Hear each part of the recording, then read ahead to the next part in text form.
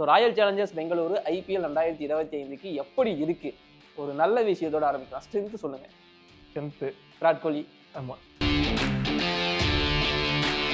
3 மாசத்துக்கு முன்னாடி இந்த ஆர்சிபி டீமை பார்க்கும்போது பரவாயில்லப்பா, ஆர்சிபி டீம் வேற மாதிரி யோசிச்சிருக்காங்கப்பா நல்லா அப்படின்னு தோணுச்சு. இப்போ பில்சால்ட் பேட்டிங்லாம் பார்க்கலாம். இப்போ யோசிக்கும் போது அந்த கேகேஆர் கேப்டன்சியும் அப்படிதான் இருந்தது. கோச்சோ மென்டாரோ டிசைட் பண்ணிட்டு அதை இம்ப்ளிமெண்ட் பண்ற ஆளா மட்டும் ஸ்ரேயஸ் இருந்தார் இனிஷியலா. ஓகே, ஸோ இந்த தடவை அந்த ஸ்ட்ராட்டஜியை அவங்க கொண்டு போவாங்களோன்னு எனக்கு தோணுது. எப்போதுமே ஆர்சிபிக்கு வந்து ஒரு பிக் 3 அப்படின்பாங்க. Gayle, de Villiers, Kohli equal to destruction, அந்த மாதிரி ஒரு 3 பேரை சொல்லுவாங்க. இந்த தடவை வித்தியாசமா இது வரைக்கும் இவங்க 200 ரன்னு கொடுத்துட்டு டிஃபெண்ட் பண்ண முடியாத மாதிரி ஒரு பவுலிங் வச்சிருந்தாங்க. இல்ல இவங்க 200 அடிக்கிறாங்கன்னா அது திருப்பி அந்த டீம் 17வது ஓவர்லேயே அடிக்கிற மாதிரி ஒரு பவுலிங் நம்ம வச்சிருந்தாங்க. இந்த தடவை ஸ்பின்ல வீக்னஸ் இருக்கா உங்களுக்கு? இல்ல, எனக்கு தெரிஞ்சு அந்த சின்னசாமியில ஒரு ஸ்பின்னர் நல்லா போட்டிருக்காருன்னா யஸ்வேந்திர சகல் தான். அவர் அவங்க விட்டதுலேயே அந்த ஆர்சிபி மேனேஜ்மெண்ட் எந்த அளவுக்கு ட்ரஸ்டபுளாக இருக்கிறாங்க, எந்த அளவுக்கு யோசிக்கிறாங்கன்றதெல்லாம் தெரிஞ்சுது. ஸோ விராட் கோலி அந்த ஆரஞ்சு கேப்பை வந்து டிஃபெண்ட் பண்ணுவாரா? இதுதான் பிரச்சனை. ஆக்சுவலாக விராட் கோலி அவரோட ஆரஞ்சு கேப்பை டிஃபெண்ட் பண்ணாங்க அப்படின்னா ஆர்சிபி நல்லா பண்ணுறதுக்கான சான்ஸ் ரொம்ப கம்மி. அண்ட் இந்த டீமுக்கான சாங் என்ன? பத்திக்கிச்சு ஒரு ராட்சச தீரி.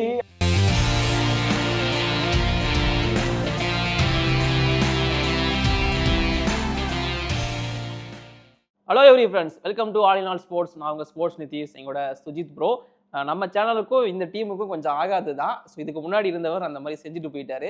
நீங்கள் செய்ய போகிறீங்களா இல்லை அவங்கள பற்றி பெருசாக ப்ரைஸ் பண்ண போகிறீங்களான்னு எனக்கு தெரியல. So Royal Challengers Bengaluru IPL 2025க்கு எப்படி இருக்கு?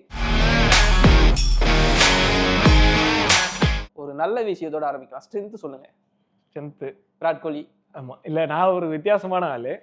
நான் வந்து ஒரு hardcore Virat Kohli fan. Okay, எல்லா டீம் ஜெர்சி எல்லாமே 18 தான் இருக்கும். ஆனால் கொடூரமான ஆர்சிபி ஹேட்டர்னு சொல்லலாம். இல்லை ஆர்சிபியோட ஒரு பிராண்ட் ஆஃப் கிரிக்கெட் பிடிக்காத ஆள்னு சொல்லலாம். பட் அதான் அந்த ஒரு டைலமாலே இருக்கும். விராட் கோலிக்காக ஆர்சிபி டீமை சப்போர்ட் பண்ணணுமா இல்லை அவங்க ஆடுறதுக்காக இது பண்ணணுமான்ற டைலமாலே இருக்கும்.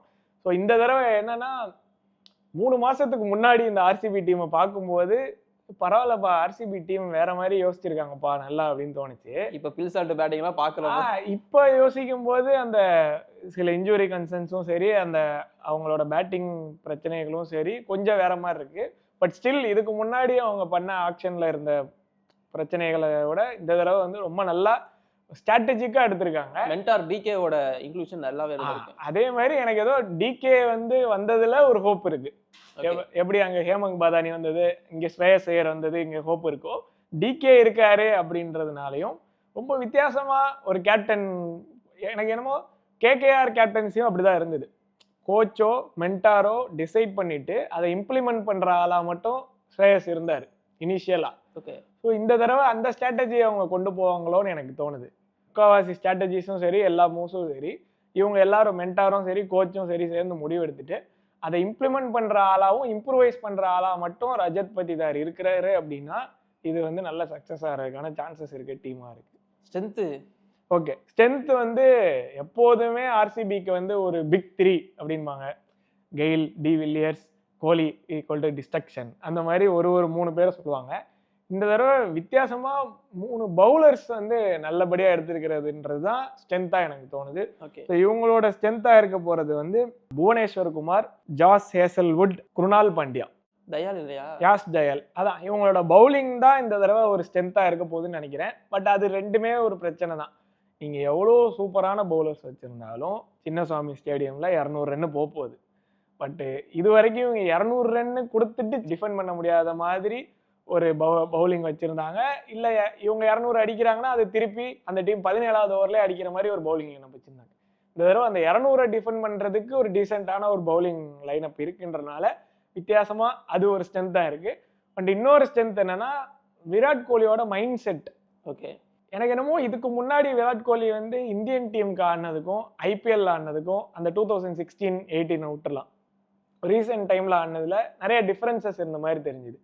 போன வருஷம் அவர் ஆடினதாக இருக்கட்டும், இப்போ அவர் ஆடுற மைண்ட் செட்டாக இருக்கட்டும் ஒயிட் பாலில், அந்த டிஃப்ரென்ஸ் வந்து அவங்களுக்கு ஒரு ஆடட் அட்வான்டேஜாக இருக்கும்னு தோணுது.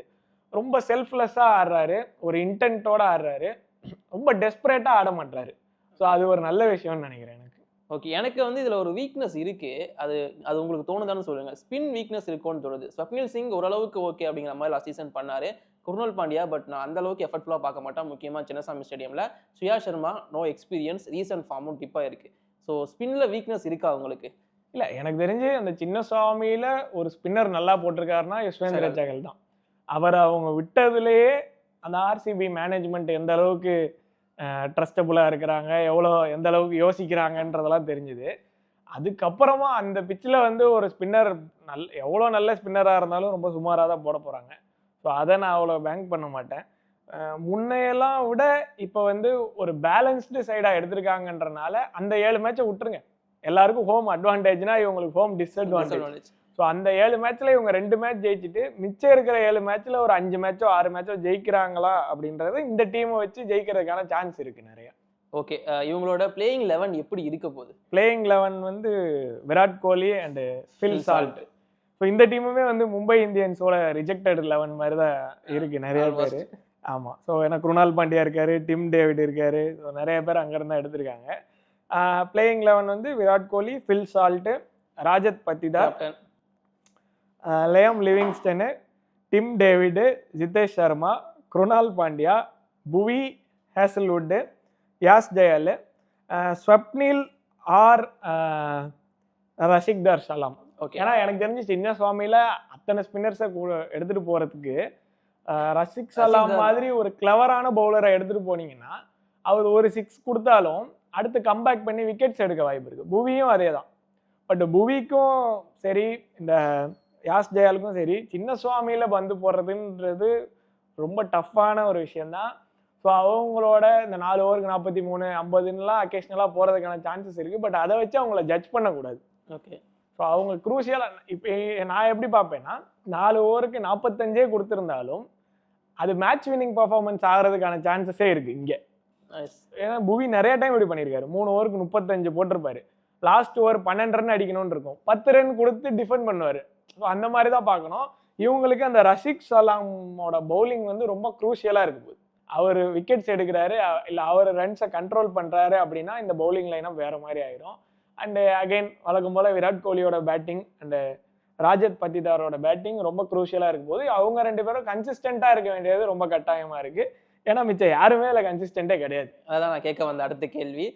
டிம் டேவிட், லியாம் லிவிங்ஸ்டன் எல்லாருமே பெரிய ஹிட்டர்ஸ், எல்லாமே ஓகே தான். பட் அடிக்கவே மாட்டுறாங்க ரீசெண்ட் டைமில். அண்ட் இவங்க கிட்ட டாப் ஆர்டரில் டாப்பில் பெருசாக அவங்க கிட்ட லெஃப்ட் ஹேண்டரே கிடையாது. சரி, ஜக்கபெத்தலை உள்ள இன்க்ளூட் பண்ணலான்னா இப்போ அவருக்கு இன்ஜுரி, அவர் ரீப்ளேஸ்மெண்ட் தேடிட்டு இருக்கதான் நான் கேள்விப்பட்டேன்.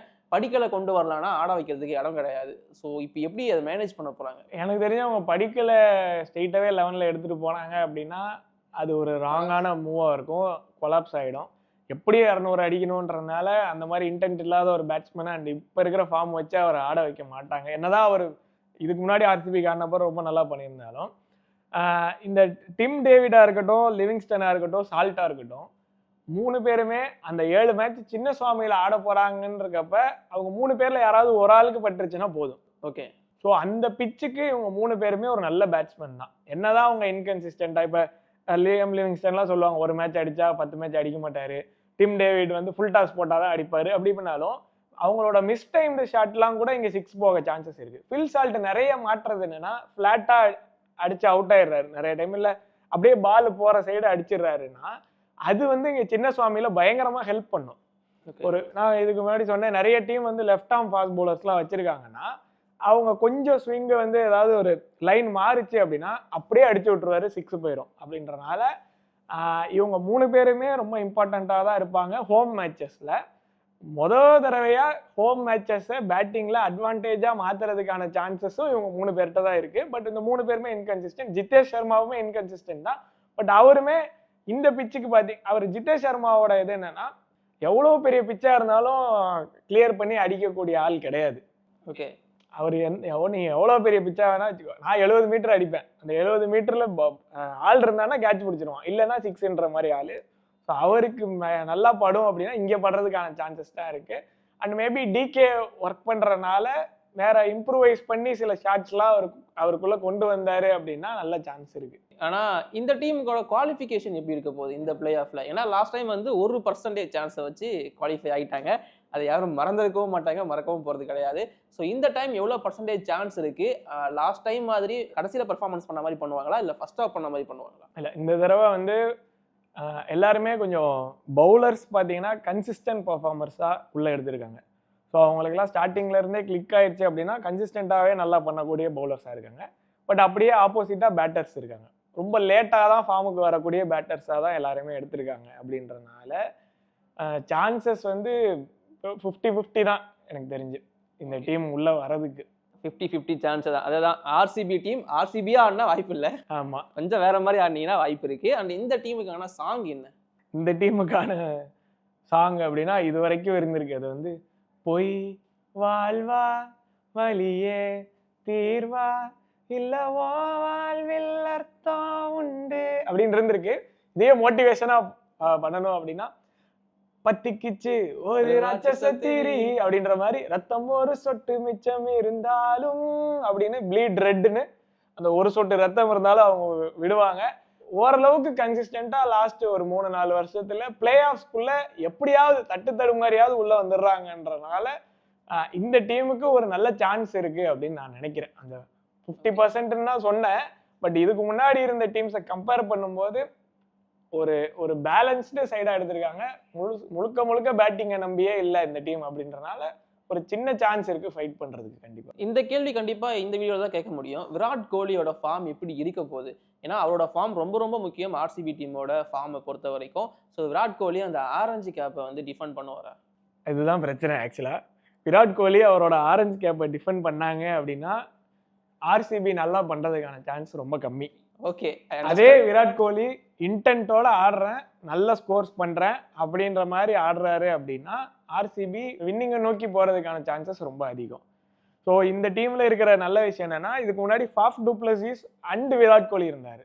2 பேருமே ஒரே டைமென்ஷனல்ல ஆடக்கூடிய பிளேயர்ஸ்ன்றனால ஒரு சின்ன சிக்கல் இருந்தது. 2 பேருமே என்னதான் சூப்பரா ஆக்சிலரேட்டே பண்ணாலும் அவங்களால ஒரு 170 ஸ்ட்ரைக் ரேட் மேக்ஸிமம் ஆட முடியுமே தவிர அதுக்கு மேல இன்டென்ட் காட்ட முடியாது. ஸோ இப்போ வந்து அடிச்சா 200+ ஸ்ட்ரைக் ரேட் தான் ஆடுற மாதிரியான பிளேயர்ஸ் ஃபில் சால்ட், லிவிங்ஸ்டன் உள்ள எடுத்திருக்காங்க.